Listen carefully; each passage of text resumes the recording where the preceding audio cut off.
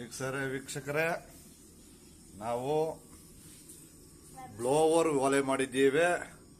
ದೊಡ್ಡ ದೊಡ್ಡ ಕ್ಯಾಂಟೀನು, ದೊಡ್ಡ ದೊಡ್ಡದು ಸಮಾರಂಭಕ್ಕೆ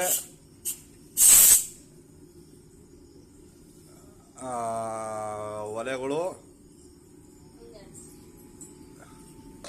ಉಪಯೋಗಕ್ಕಾಯ್ತವೆ.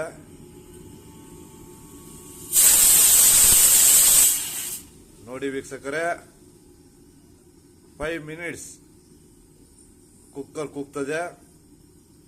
ಬ್ಲೋವರ್ ಒಲೆ.